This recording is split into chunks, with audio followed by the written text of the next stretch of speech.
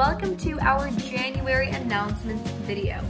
First of all, I would like to wish you all a very, very happy new year and say that this is the beginning of a new semester, which means everything starts off again on a blank slate. That means you can fix your grades, you can do better in your classes, and it all depends upon you. That's why MedBoard created a short video talking about study skills to help you guys improve upon yourselves. Hello, my name is Pokin, and I'm here to give you some learning tips to boost your academic success. During these trying times, it may become hard to efficiently organize your online schoolwork. So, I recommend you a study schedule. The sole purpose of a study schedule is to help you organize and prioritize your activities so you can accomplish them before the due date without any additional stress or hassle.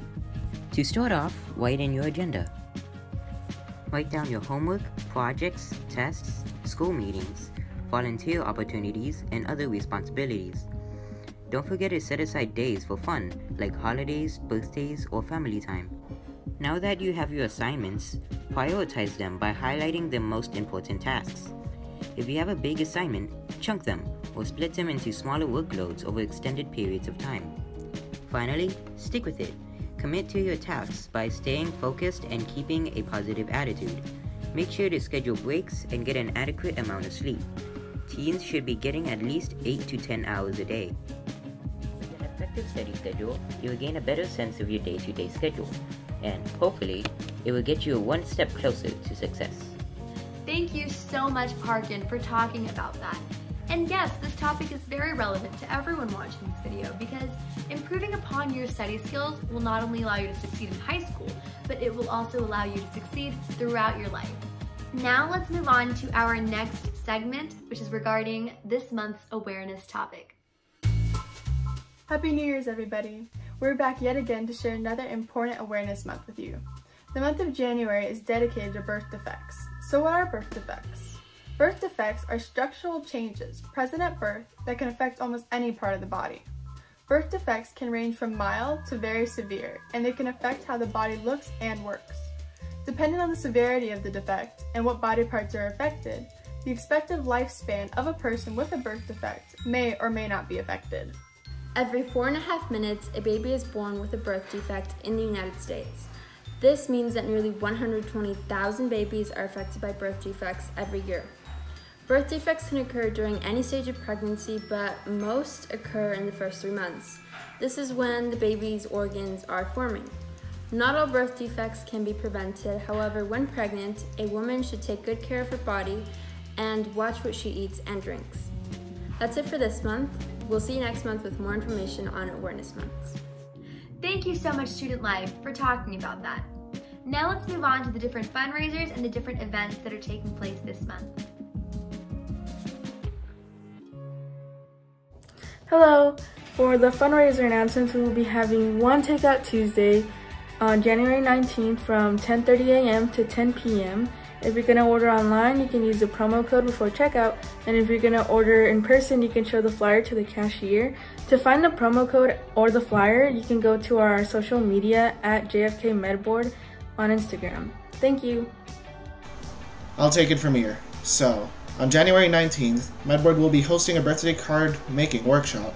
Students who partake in this workshop will be making birthday cards that will be going to the Confetti Foundation, a non-profit organization that helps host birthday parties for children who are hospitalized. This workshop is going to be a special case, where you can also earn some service hours.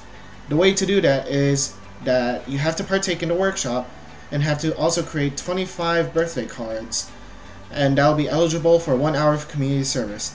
All information about this workshop can be found on our Instagram page. Hope to see you there.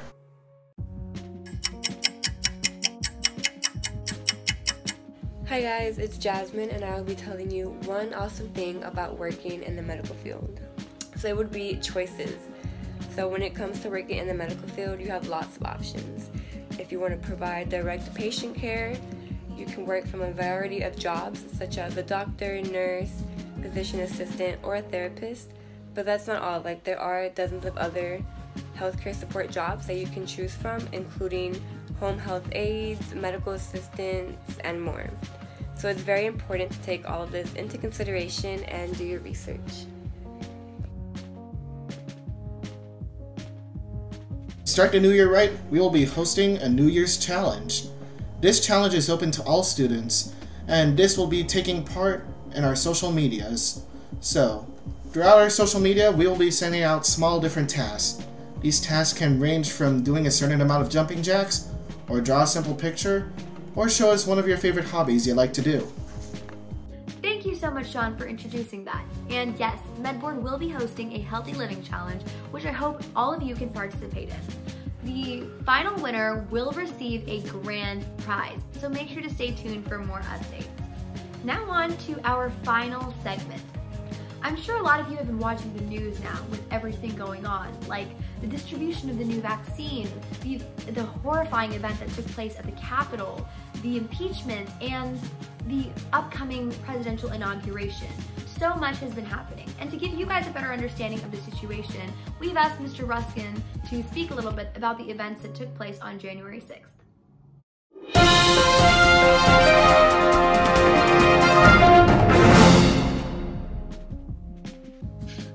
So, on January 6th, that is a day that's demarcated for both houses of Congress to come together, where they are assigned the duty to certify the Electoral College votes, in this case the 2020 Electoral College votes, from each state.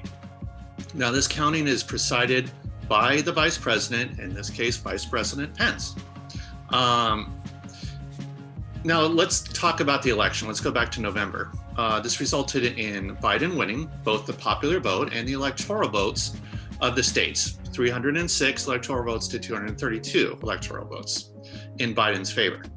Now, President Trump refused to concede the election, resulting in the launching of over 60 lawsuits from his campaign that claimed fraud was committed in multiple battleground states. Battleground states means that much tighter races between the two candidates, despite hand recounts and audits that are overseen by both Democrat and Republican election officials.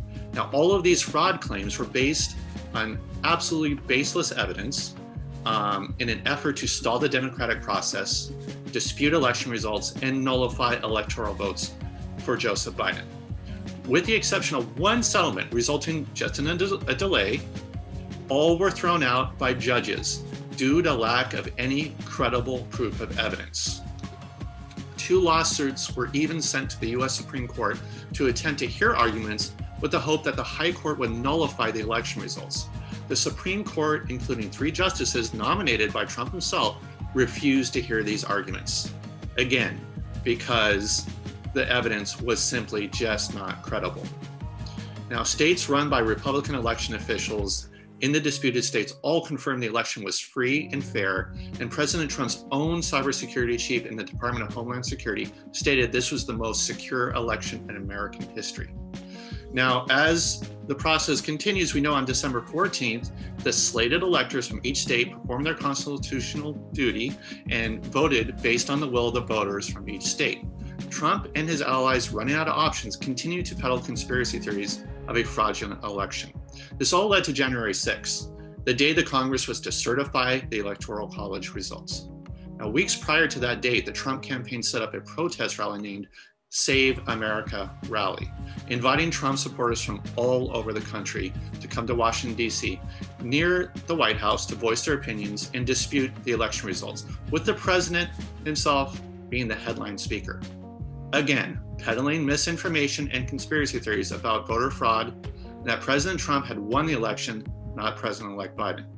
Even though this rally was set up weeks ahead, no extra security forces such as Metro Police or National Guard had been sent to protect the Capitol, as they had done ahead of social justice protests that had occurred over the summer. At the same time, congressional allies of the president, that include 127 Republican House members from the House of Representatives and 11 senators from the U.S. Senate, had pledged to dispute election results during the counting, again, peddling the same voter fraud conspiracy theories in hopes of overturning the results. Of course, in reality, this would not be enough to do anything but just delay the process of certification through debate. Meanwhile, at the rally, several allies of President Trump, including the Sons, were speaking to supporters with incendiary language to incite the passions of the crowd, followed by President Trump's own words that he and his supporters would march on the Capitol. Now, Trump did not join that march, but the crowd of supporters did move on the Capitol. They fought their way through armed police, smashed windows, stormed the U.S. Capitol to prevent Congress from certifying President Joe Biden's victory. They then spent several hours inside the building, vandalizing offices and the House floor.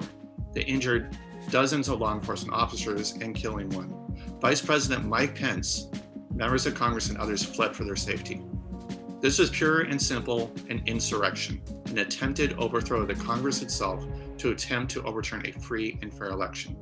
We now know from our federal intelligence organizations that this was in fact a planned terrorist attack on the Capitol in conjunction with continued incitement by President Trump and his supporters prior to and during the rally by the president. Had enough forces not come to the aid of Capitol Police, various members of Congress may have been held hostage or worse by the insurrectionist rioters. As it was, 5 people died or were killed as a consequence of the riot. One, a Capitol policeman, and the others, the rioters. After all, rioters were dispersed from the Capitol. The 2 houses of Congress reconvened to finish the counting of electoral votes. This time, the senators who originally pledged to dispute electoral votes went from 11 to only 2, realizing the historical ramifications of the moment. Sadly, there were still those that held on to their positions to challenge the election, resulting in debate in separate houses. And of course, this resulted in 2 failed objections, and the process continued. At approximately 3:30 a.m. Eastern Standard Time, the electoral votes were officially certified in favor of Joseph Biden for president and Kamala Harris for vice president. The good news, both the armed insurrection failed and the constitutional guardrails that protect our system of democratic Republican government survived. President Biden will be inaugurated on January 20th in accordance with our Constitution, and we hope a peaceful transfer of power that we have enjoyed since 1801. Now the bad news. How did we actually get to this place? Well, we could put the blame on incitement by the president, but is beyond one man. Extremism has most definitely increased due to misinformation, and we see it from news platforms, but most especially social media platform algorithms, feeding people the same biased misinformation and conspiracy theory over and over again, as well as a lack of civics education across the nation. Our society will have to address this over time. To quote Benjamin Franklin when asked after the drafting of the Constitution in Philadelphia in 1789, "What do we have, a monarchy or a republic?" He answered, "A republic if we can keep it." Now, as for consequences for government officials, Trump has been banned permanently from all major social media platforms for his part in inciting violence. He has been impeached for a second time by the House of Representatives, and we await a Senate trial on that. He also faces possible federal, state, and local prosecution for attempting to illegally overturn election results in Georgia and his incitement of the crowd leading to the insurrection on January 6. Other Congress members who sided with Trump may also be investigated by Congress and face possible censure or expulsion from Congress if they are found culpable in planning or inciting the riot. Time will tell through investigation. As students, you should dedicate yourself to being informed citizens and check all sources for validity. We need your dedication to civic virtue. Well, thank you for listening. If you want to have any more information, feel free to contact me at peter.ruskin@lausd.net. I'd be happy to answer questions. Well, we shall see you on January 20th when we will have a new presidential inauguration with a new president. Hope for the best, no violence. Thank you very much. Thank you everyone for watching our medical announcements video. Please make sure to give this video a thumbs up and subscribe down below. We'll see you guys in our next video. Bye.